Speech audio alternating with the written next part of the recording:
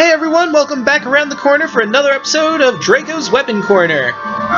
We're going to be covering the Chapter 8 weapons here, so let's get started with Wisdom. I tried to get it to level 4, but I wasn't able to. It's alright. It has an attack power of 45 and a guard break of 68 at this current point. It is not anywhere near our strongest, which was Calamitous Sonnet.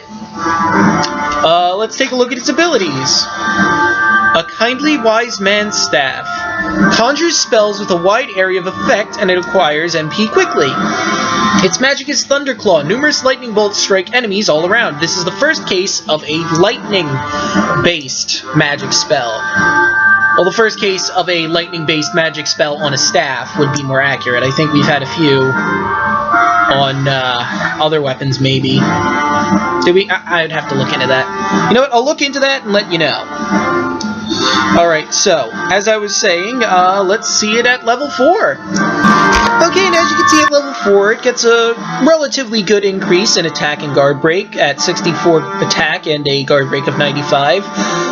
Still, it doesn't hold the candle to Calamitous Sonnet, but let's see its magical attack, which I personally like. Okay, I've taken a significant amount of damage! Alright, let's show level 1. Which we've already seen numerous times. Oh god! No meats! No meats! No!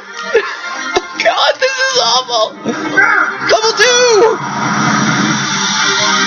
At least it's strong. Wait, why'd I do that? That was dumb. Oh well, fuck it. Okay.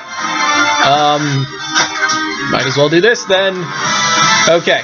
Let's gather as many around as I can to display. I mean, it's relatively the same regardless of how I do it, but... No, no, no, no, go! Alright. God, this is horrifying. I just got gang raped from all sides before I even got to do anything. Thunderclaw Ultimate Level! Oh my god, that was beautiful. Alright, with that, let's move on to our next staff before I get brutally murdered. Alright, next and last staff on the list is going to be Northern Siren. With a price tag of 11,800, an attack of 74, a guard break of 110, and the magic spell Siren's Tail, it looks like it might grow into a relatively good weapon, but is it worth your money? Well, let's see it at level 4 and find out. Alright, and at level 4, Northern Siren has an attack of 78, a guard break of 118, but it still doesn't hold a candle to our Calamitous Sonnet. Let's see its abilities just to see what it has. A Siren Staff, how original. Conjures spells for ground sweep magic. Siren's Tail, glistening balls of water wash over the enemy. Alright, so this is our first staff that has a water-based spell. Let's see this spell in action. Okay, and let's also hope Mana doesn't get gang-banged again. I can make magic bubbles of doom! Alright, what about at level 2? Do I get 2 magic bubbles of doom? Yes, I do! Exactly 2! Alright. Whoops. I have a hunch, ladies and gentlemen, that the next level will be 3 magic bubbles of doom. I know, impressive. Oh, well, at least they spread out, which makes it sort of interesting. Alright. Whoop. Okay. Ow, no! Okay. Now let's get as many enemies as we can in one area so I can try my bestest to see how this one does. And... bubbles! Bubbles everywhere! Alright, with that, go on to our next weapon. Okay, and the first sword we will be covering is Auror's Falcon Blade. At level 4, it has an attack power of 90, a guard break of 64, which is alright, I guess, but it doesn't stand up to Nobuyoshi or Silver Butterfly. However, it does have the magic spell Blinding Tail, which is new, and its ability is wards off the curse of shadows, and its traits unknown. As I showed, though, it is super effective against Gizmor in his shadow form. So, it would be worth your time to level this up. Now with that, this is actually also the second case we have of obtaining a weapon just before the boss we need it. And it was for the same boss, more or less. I mean, he just changed forms. But let's see Blinding Tail in action, shall we? Okay, and I wanted to show you that I outfitted myself correctly to show you how these work. I'm not saving this, so I'm gonna have these probably for all the way, so yeah. Anyway, forgot to use the actual freaking spell. Alright. Now you might notice this spell from someone. Remember the light mages? That's exactly the same spell, pretty much. And another fun fact about this, like their spell, when it hits solid objects like walls, it bounces off them. For example... And it grows larger because no AOP. Alright, now let's see level 4.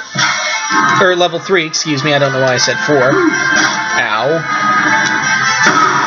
Boom! Although it was kind of hard to see because how close they were. But hey, whatever, let's check level 4 out. But we're gonna have to get a lot of guys around us for this one. Well, not around us, we have to get them in front of us to use this properly. So, yeah. Also, I've noticed you can sometimes target on the ground in hilly areas. Fire! Woo! Look at it go! Alright, let's move on to our next sword now. Alright, and the next sword on our list is the Savior Blade, with a price tag of 16,500, which is more than Northern Siren, but it doesn't look worth it with an attack strength of 20 and a guard break of 2. Plus, it has the magic spell that everything and its mother has, Sonic Burst. Let's see it at level 4 to see if there's some sort of saving grace to this sword. Okay, and as you can see at level 4, Savior Blade doesn't increase much. It gets 12 more attack power at 32 attack, and its guard break only goes up to 12 from 2. So, but let's see, what's its ability? Saves the undead from purgatory. Traits: effective against the undead. Even though this sword is piss poor in offensive capability, it is good against the undead, and since we don't have Eris anymore, this might be good to level up, but then you realize Mana's also good at fighting the undead, so this sword is pretty much crap. I would not waste your money on it unless you're trying to 100% the game and get all of the weapons. But with that out of the way, let's go on to our next sword. Okay, and the last sword we'll be covering is Maiden's Kriss, with a price tag of 18,400 gold, and an attack of 65, a guard break of 52, and the magic spell Sonic Burst. This also doesn't seem worth it. Granted, it's stronger than Savior Blade, but there's a significant amount that's stronger than Savior's Blade, so this doesn't seem worth it again. Is there a saving grace to this one? We'll have to find out at level 4. Alright, and at level 4, Maiden's Kriss goes up to an attack power of 85 and a guard break of 114. It's significantly better, but it doesn't hold a candle to Mage's Promise, our current strongest regular sword, so we'll have to see its ability and see if it's worth it with that. Now, for the Protection of Maidens. Looks ordinary, but with some training. Yeah, so this is just saying it gets stronger, which we already can clearly see.